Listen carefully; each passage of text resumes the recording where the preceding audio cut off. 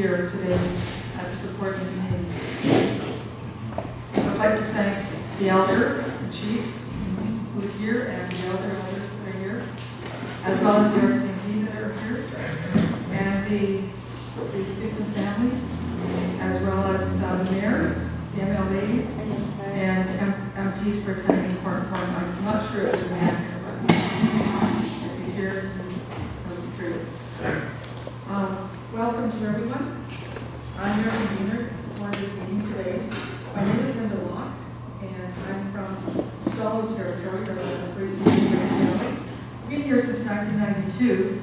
The NISCA allowed me to stay there so far. And I've traveled up and down the Northwest, so I know the area quite well.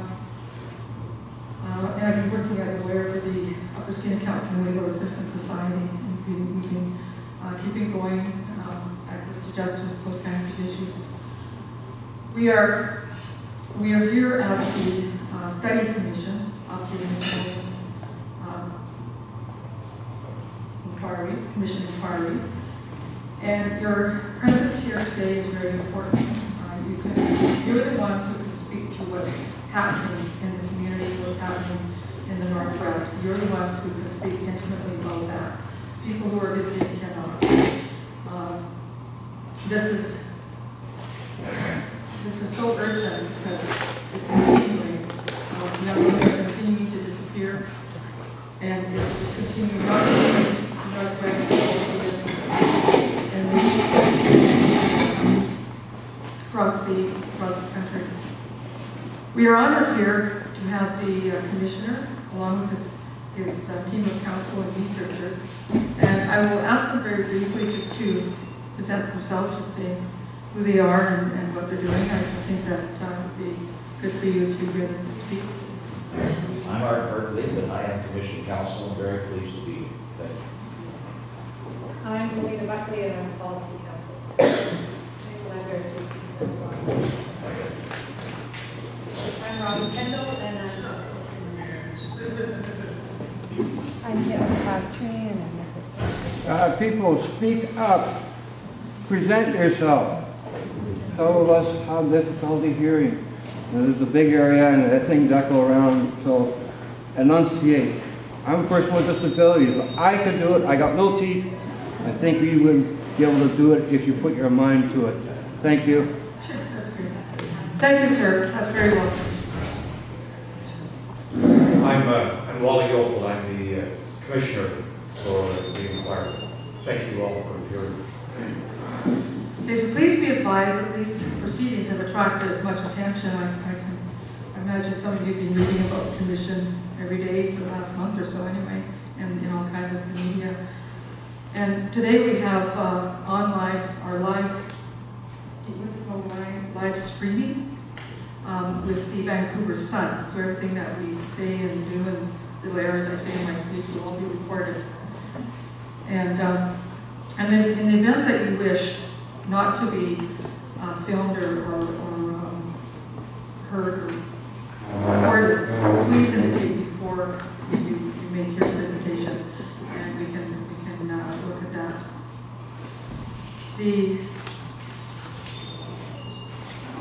Please take note, we've got enormous snacks for you. And what to eat for the whole afternoon, plus coffee, plus juice. There's no pub. And we'll be calling breaks throughout the forum. Wherever anyone needs to take a couple minutes, we can do that. We'll be open for those breaks. There will be two individuals here, Robin and Carolyn, and they're over in the corner. And if you would like to say a few words or make a presentation, I'll just give your name to them, and the names of the people will keep coming forward to me, and I will announce you and have you come up here. This is the best place to be. And it's not so scary up here because the commission is not affected. Now, we have an elder here, Elder Murray Smith, who I found is he's also a chief, and he's here to say a few words about himself, but also to open the meeting with a prayer. And I'm asking the elder to please come up to. I always look for a camera when I come before a mic. I was also warned that I have 10 minutes. I asked my nephew, where's that sun? When I start, I can see where it says. Watch him begin. Leka higets igen hanan. Ekavawax. Honey Snows. Our honored guests, chiefs, matriarchs. Before I do a welcome, I must tell you who I am and tell you how different Mr. Opal looks in person than I see him on TV. My name, I was born with the name Murray Smith, born in a little village not too far from here.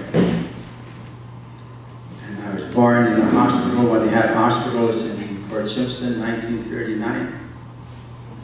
And just recently, I had a feast in Vancouver Sun, and it's really important to tell you that. And when I had a feast and I got my name is on my vest here that I tell everybody that I made, but it's a lie. My daughter, my wife made it, and gives me the right to speak and do a welcome. And the talking stick that I have here is an indication that I did have a feast and I do have the right to speak.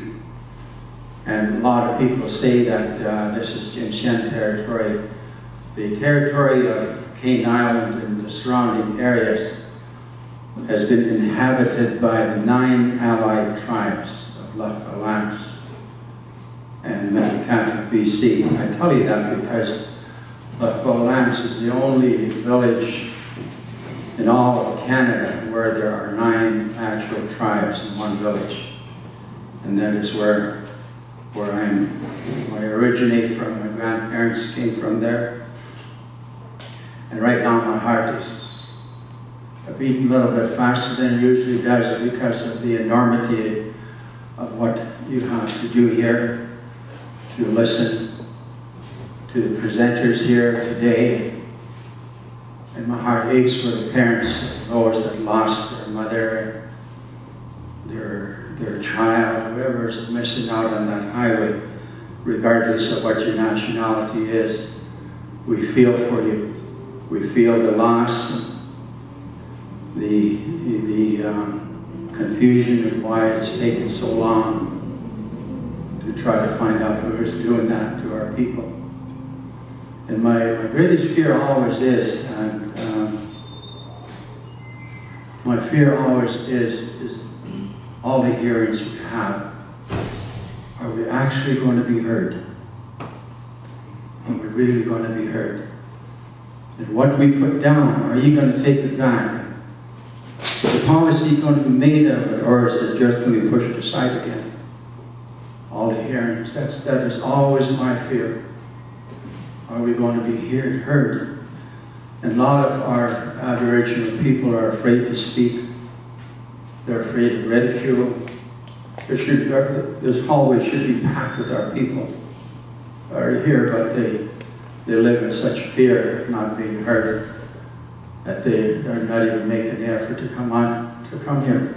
I must have misunderstood or misread the letter that I received that was given to me, that we have to fill out a form in order to get our names on there to be able to speak and get on the floor.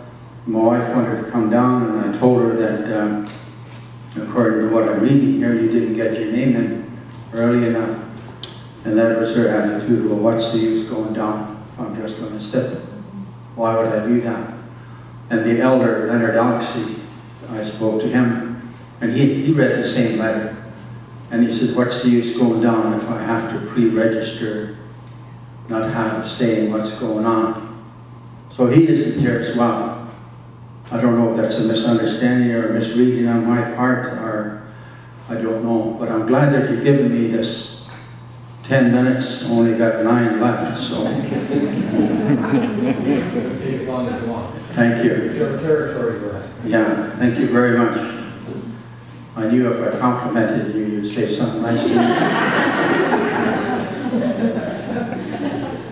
Smooth. I like us to Before I go any further, I'd like us to put our minds in a nice, quiet place and pray to the God of your understanding.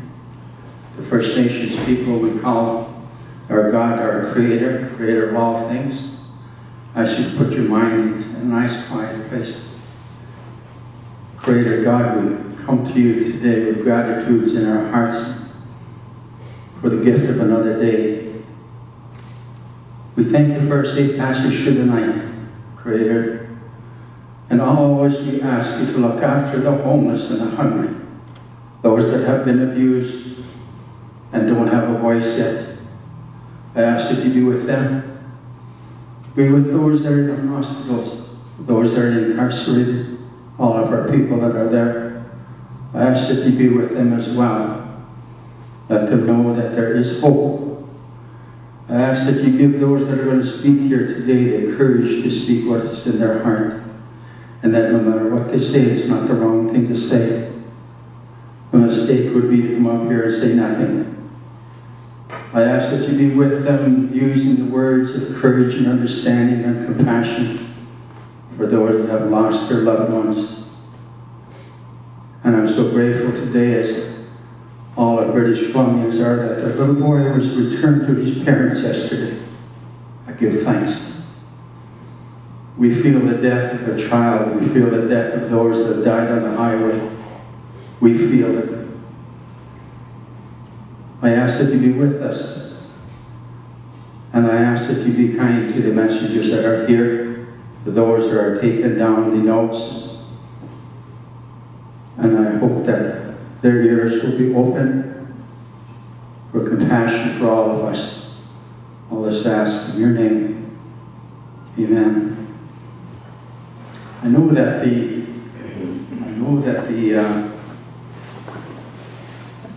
the topic of what we're going to deal with here today is a very, very sensitive one. I realize that.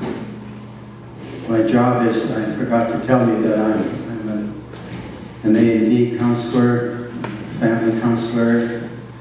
I've been dealing with residential school survivors for many, many years.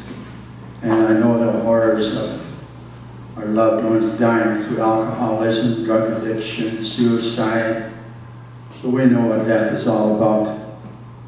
But we also know that here in Prince Rupert there's an awful lot of hope in the field of education, where the colleges here have opened their doors and changed their philosophy and embraced the Aboriginal history of the territory, which is so wonderful to know, to give our people hope to get off the streets and find themselves some hope to deal with their addictions.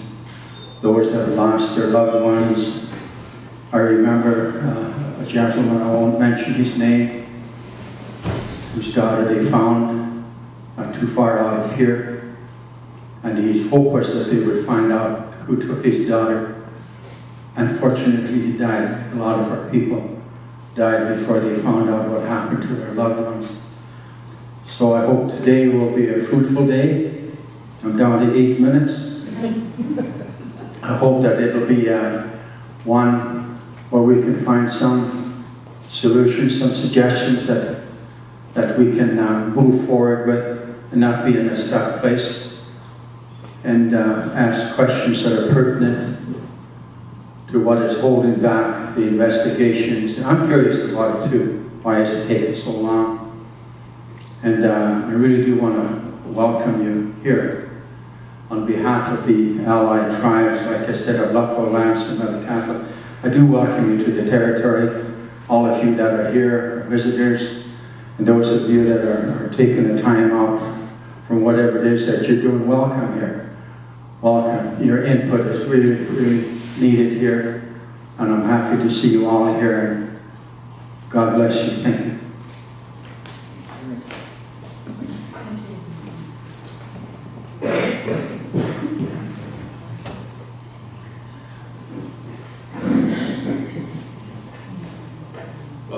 Thank you, Chief. We are honored and privileged to be on your traditional territory. I want you to know that I appreciate you and other members of the Commission of Inquiry do as well, that you took the time from your busy schedule to come here and to open the meeting and to bless the meeting so that we may have a productive meeting while we are here. We are, of course, here to discuss some very, very tragic events, extremely tragic events, the loss of women in this community. Women that have gone missing or women that have been murdered, or both. The tragedy is ongoing. I want to express my gratitude to all of you for coming here and speaking to us. I know this is a difficult topic, but we need to discuss this openly so that we can get a solution to what's been happening, the terrible tragedies that are taking place in this community. While the topic is devastating, while it is tragic, I'm nonetheless honored to be here and to listen to your concerns as to how we can address the issues. Your concerns about why women are missing, your concerns about what ought to be done, what your views are with regard to the police investigations that have gone on here in this community.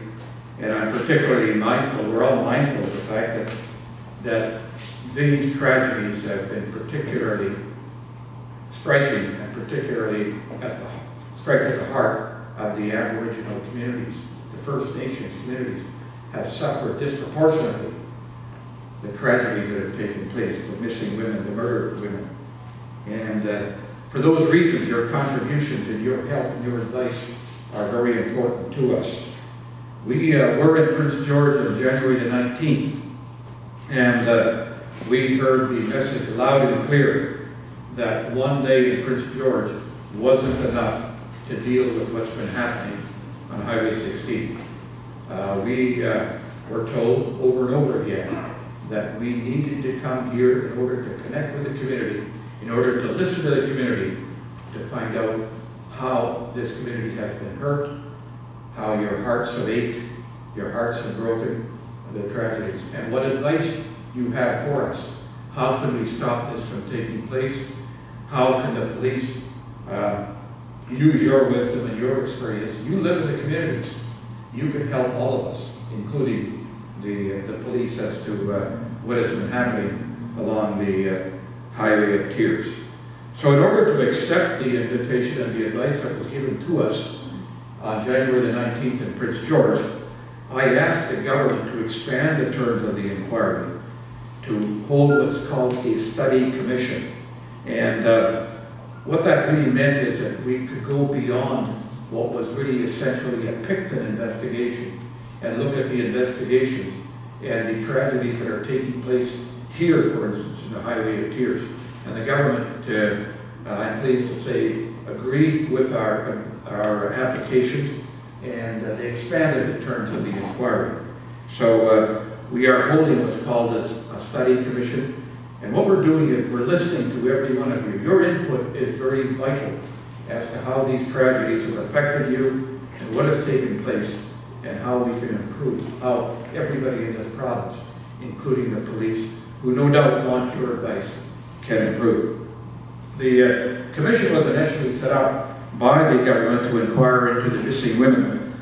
The investigations conducted between January 23rd, 1997 and February 5th, 2002 by police forces in our province in respect to missing women in the downtown east side of Vancouver.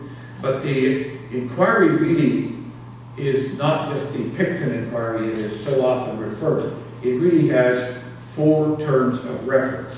First of all, to conduct inquiries, hearings in Vancouver into and make findings of fact respecting the conduct of missing women investigations.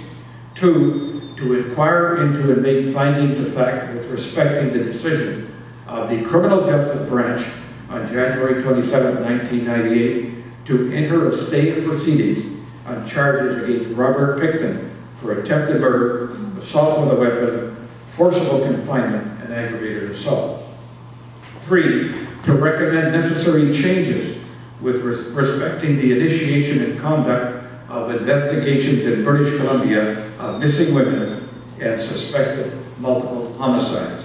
And 4, to recommend necessary changes respecting homicide investigation in British Columbia by more than one investigating organization, including the coordination of those investigations. In other words, how are the police investigating multiple homicides in multiple policing jurisdictions where we have multiple policing agencies that investigate these crimes?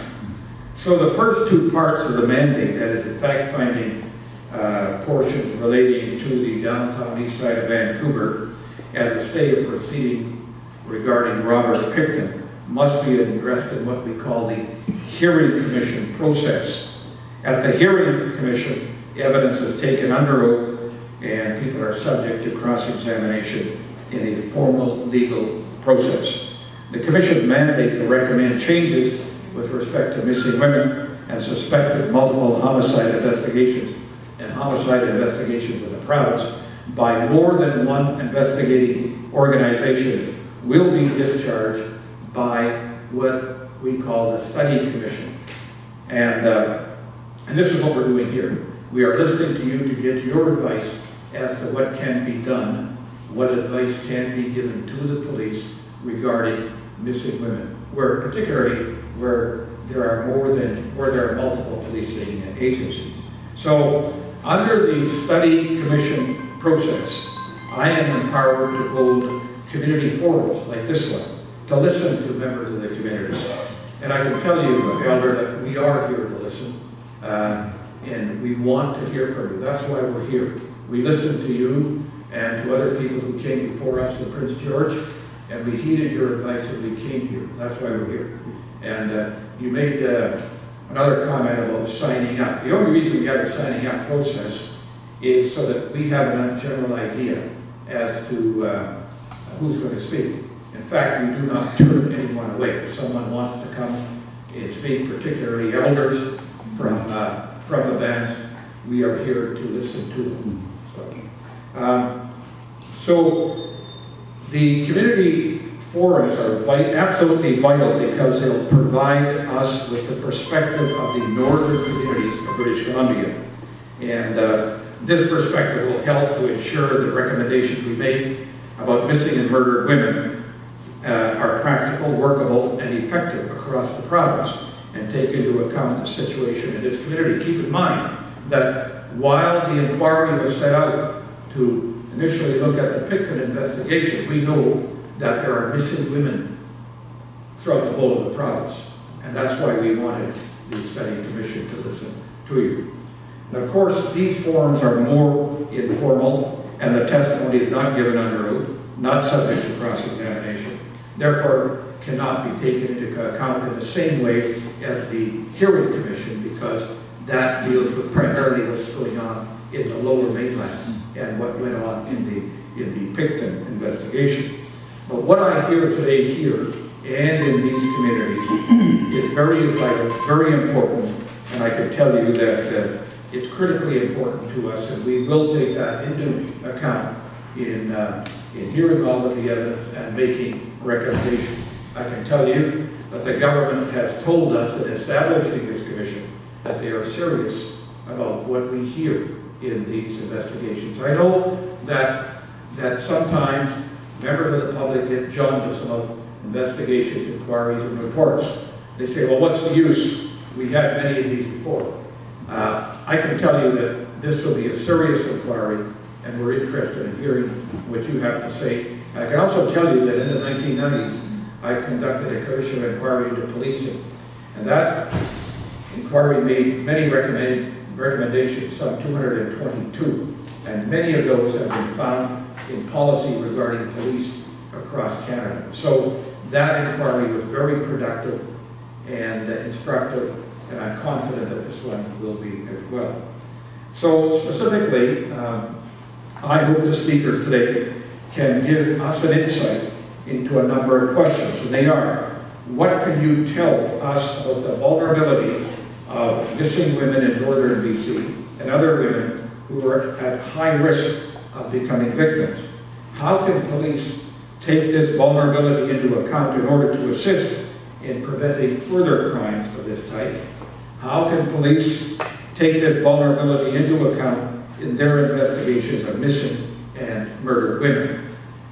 What can you tell us about your experience with the police at any stage of the initiation or conduct of the investigations into a missing or murdered woman's case?